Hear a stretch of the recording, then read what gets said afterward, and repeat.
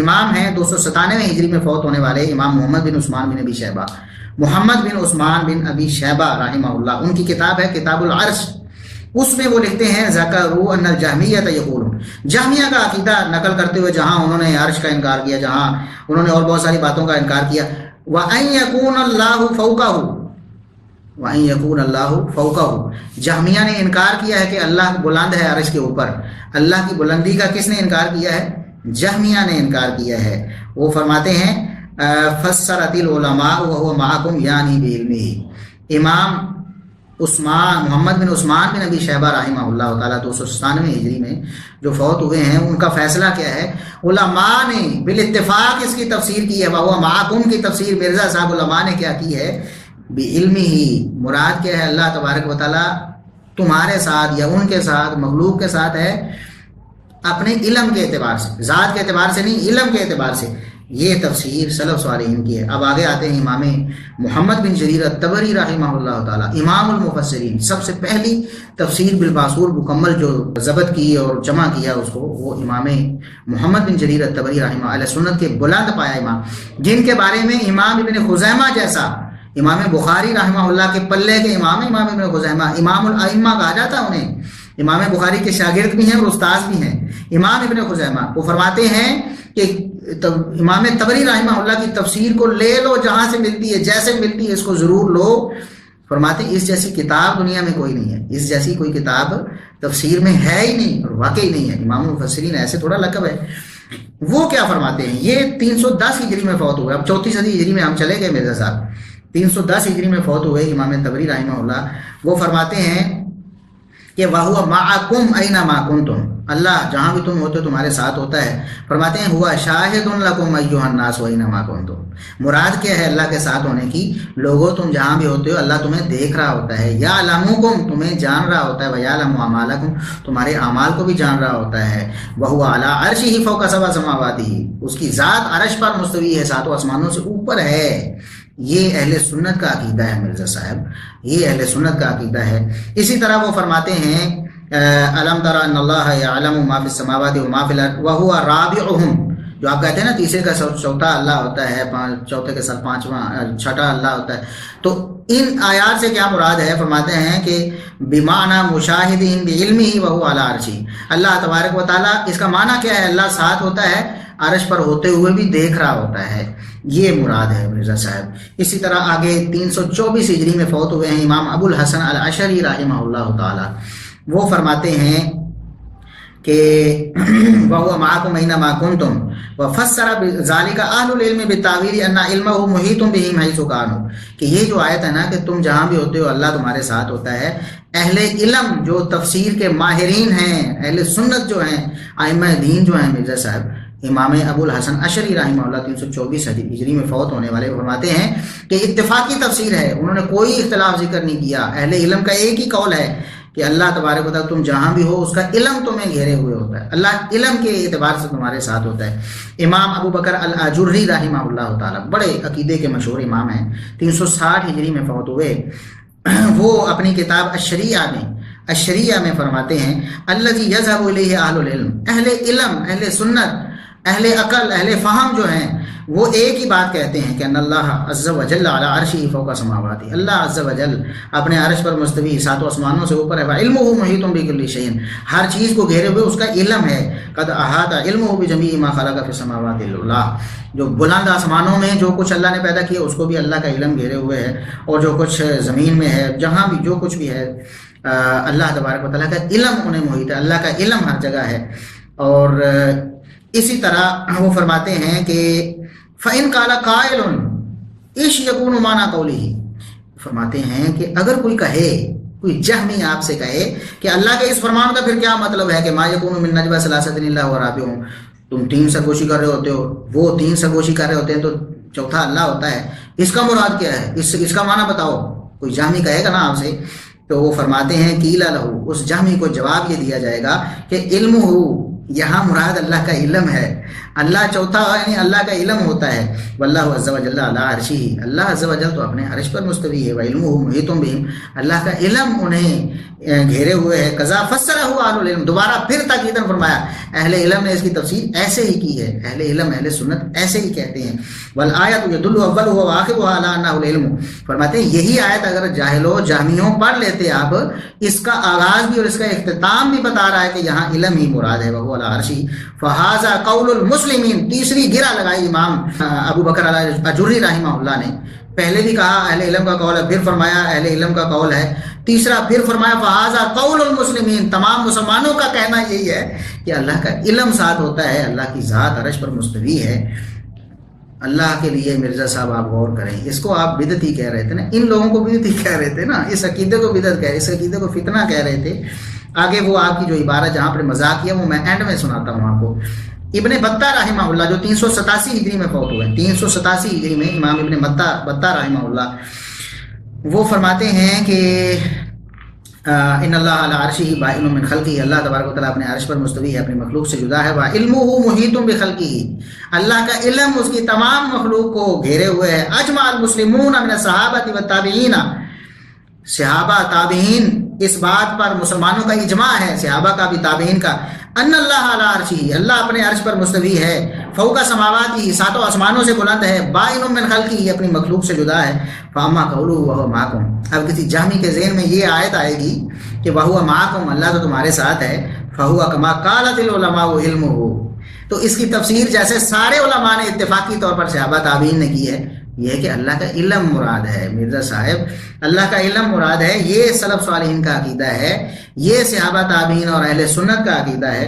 اسی طرح امام ایک ہیں امام سالبی رحمہ اللہ، میں بہت ساری باتیں اسکپ کیے جا رہا ہوں، بہت وقت ہو رہا ہے، لیکچر بہت لمبا ہوا جا رہا ہے. تو امام سالبی رحمہ اللہ 427 ہجری میں فوت ہوئے، ان کی مشہور تفسیر سالبی ہے.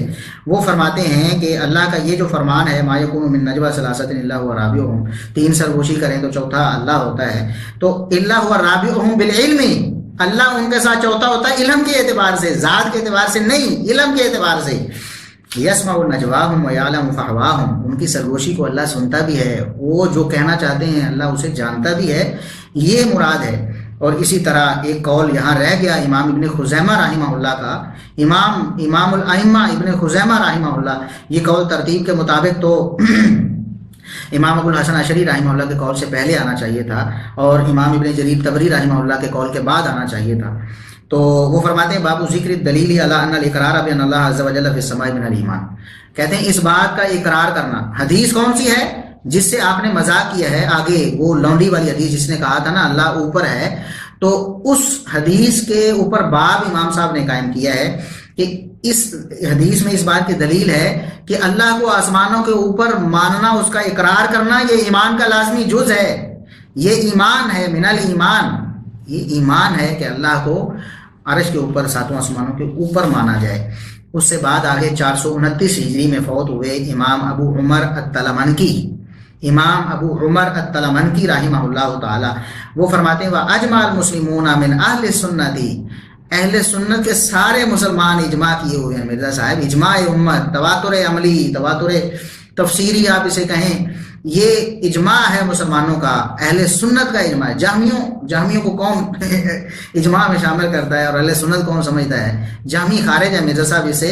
وَأَجْمَعَ الْمُسْلِمُونَ مِنْ أَهْلِ السُنَّةِ، اہل سنت کے سارے مسلمانوں کا اس بات پر اجماع ہے أَنَّ مَعْنَا، کہ اس آیت کا معنی وَهُوَ مَعَكُمْ أَيْنَمَا كُنتُمْ، تم جہاں بھی ہوتے ہو اللہ تمہارے ساتھ ہوتا ہے. اہل سنت کا اجماع ہے اس بات پر، تمام مسلمانوں کا اجماع ہے اس بات پر کہ اس کا معنی کیا ہے. اور اس طرح کی دیگر جو آیات ہیں، ان ذالک علمہ، ان سے مراد اللہ کا علم ہے، اللہ کا علم ہے مرزا صاحب. وان اللہ فوق السماوات بذاتہ، اللہ اپنی ذات کے اعتبار سے تو ساتوں آسمانوں سے اوپر ہے. مستغنی علی عرشہ کیف شاء، جیسے اس کی شان کو لائق ہے اپنے عرش سے اوپر مستوی ہے. تو عقیدہ کیا ہے کہ ان آیات سے مراد اہل سنت کا اجماعی عقیدہ نظریہ، ان آیات کی تفسیر کیا ہے؟ اللہ کا علم تفسیر ہے، نہ کہ اللہ کی ذات. اسی طرح امام ابو زکریا یحییٰ بن عمار رحمہ اللہ 442 ہجری میں فوت ہوئے ہیں، وہ فرماتے ہیں لا نقول کما قال الجہمیہ، جس طرح جہمی کہتے ہیں ہم ایسے نہیں کہتے۔ جہمی کیا کہتے ہیں؟ انہ مداخل للامکنہ، اللہ تبارک و تعالیٰ جگہوں میں داخل ہوا ہے، یہاں بھی ہے وہاں بھی ہے۔ وہ ممازج لکل شیء، ہر چیز کے ساتھ ملا ہوا ہے۔ اگر یہ عقیدہ رکھا جائے گا اللہ یہاں بھی ہے تو ملا ہوا ہے، تو ولا نعلم اینا ہوا، بعض گمراہ کہتے ہیں ہمیں نہیں پتا کہاں ہے۔ ہم ایسے نہیں کہتے جامیوں کی طرح، ہم کیا کہتے ہیں؟ بل ہوا بذاتہ علی العرش، ہم کہتے ہیں اللہ اپنی ذات کے اعتبار سے عرش پر ہے۔ وعلمہ محیط بکل شیء، ہر چیز کو اس کا علم گھیرے ہوئے ہے۔ وسمعہ وبصرہ وقدرتہ، اللہ کی سمع، اللہ کی بصر اور اللہ کی قدرت، اللہ کی جو صفات ہیں وہ ہر جگہ ہیں، اللہ کی قدرت ہر جگہ ہے، اللہ کا سننا، اللہ کا دیکھنا، اللہ کا علم ہر جگہ ہے۔ وَهُوَ مَعَنَا قَوْلِهِ، اللہ کے اس فرمان کا یہی معنی ہے۔ کون سا فرمان؟ وَهُوَ مَعَكُمْ أَيْنَمَا كُنتُمْ۔ مرزا صاحب جو دلیل آپ پیش کرتے ہیں، ائمہ دین کیا کہتے ہیں کہ اس سے مراد کیا ہے؟ وہ بذاتہ علی عرشہ کما قال سبحانہ وکما قال نبیہ صلی اللہ علیہ وسلم، جس طرح اللہ نے فرمایا، جس طرح نبی کریم صلی اللہ علیہ وسلم نے فرمایا کہ اللہ کی ذات عرش پر مستوی ہے، اللہ کا علم ہر جگہ ہے۔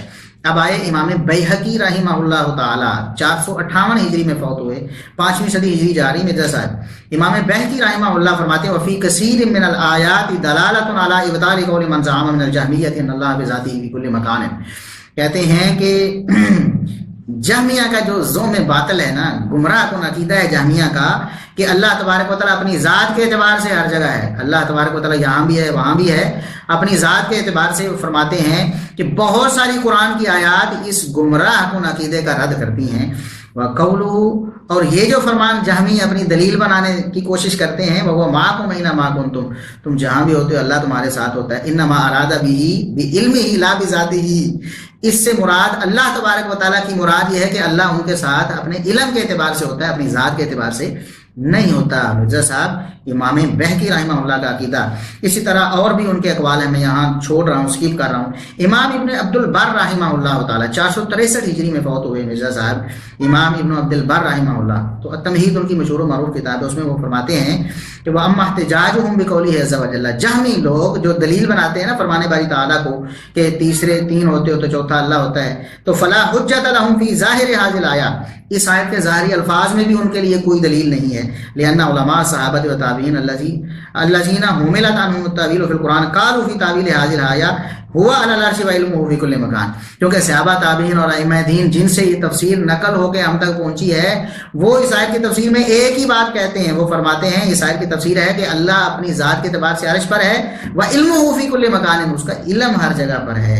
وما خالفہم فی ذلک احد یحتج بقولہ، فرماتے ہیں کہ صحابہ تابعین تبع تابعین اور ائمہ دین کا یہ جو عقیدہ اجماعی اور اتفاقی ہے، کسی ایک چج کے بندے نے، کسی ایک معتبر بندے نے ان کی مخالفت نہیں کی، سارے کے سارے جہمی گمراہ ظالمین ہیں جو انکار کرتے ہیں، جو رد کرتے ہیں، ورنہ اہل سنت میں سے کسی ایک امام نے بھی اس کا رد نہیں کیا۔ یہ اجماعی اور اتفاقی عقیدہ ہے کہ یہاں مراد اللہ کا علم ہے، اللہ کی ذات ہرگز نہیں۔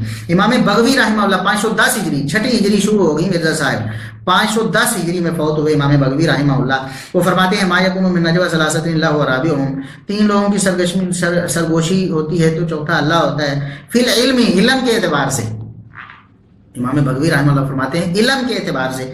اسی طرح امام قوام السنہ ابو القاسم الاصبہانی رحمہ اللہ 535 ہجری میں فوت ہوئے ہیں، ان کی بڑی مشہور و معروف کتاب الحجہ فی بیان المحجہ ہے۔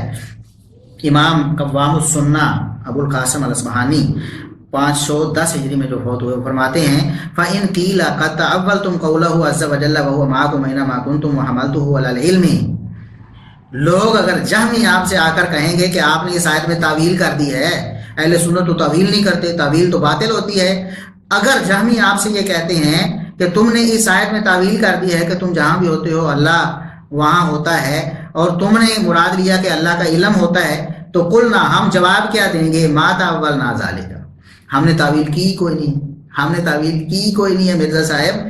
امام قوام السنہ اصبہانی رحمہ اللہ فرماتے ہیں ہم جواب یہ دیں گے کہ ہم نے کوئی تعویل نہیں کی ہے، انما الآیات دلت علی ان المراد بذلک العلم، یہ آیت خود ہی تو بتا رہی ہے، اس کا آغاز بھی بتا رہا ہے، اس کا اختتام بھی بتا رہا ہے کہ یہاں مراد علم ہے۔ یہ عقیدہ، یہ نظریہ اہل سنت کا مرزا صاحب، اور یہاں ابو محمد الیمنی رحمہ اللہ جو کہ 6 صدی ہجری کے ائمہ میں سے ہیں، بہت بڑے عالم تھے، انہوں نے عقائد الثلاث و سبعین فرقہ 73 فرقوں کے عقائد لکھے ہیں کہ جو 73 فرقے بننے ہیں تو کس اعتبار سے ان کے عقائد کیا ہوں گے. اس میں وہ فرماتے ہیں وَرُبَّمَا نَقُولُ ثَانِيَ اثْنَيْنِ وَثَالِثُ ثَلَاثَةٍ وَرَابِعُ أَرْبَعَةٍ وَأَكْثَرُ مِنْ ذَلِكَ بِمَعْنَى الْعِلْمِ وَالْحِفْظِ لَا بِمَعْنَى الشَّرِيكِ. ہم جو کہتے ہیں کہ اللہ 2 کا تیسرا ہے، 3 کا چوتھا ہے، اور اس طرح آگے ہم اس طرح بات کرتے ہیں، تو وہ بِمَعْنَى الْعِلْمِ وَالْحِفْظِ، وہ علم و حفاظت کے اعتبار سے ہوتا ہے، نہ کہ ذات کے اعتبار سے. اور آگے فرماتے ہیں یہ جو ہے نا ہوا معاہم اینما کانوا، یہ جو آیت ہے مرزا صاحب، اس سے مراد ہے ای علیم بہم حفیظ لہم اینما کانوا، اللہ انہیں جانتا ہے جہاں بھی یہ ہوتے ہیں، اللہ ان کی حفاظت کرتا ہے، یہ مراد ہے.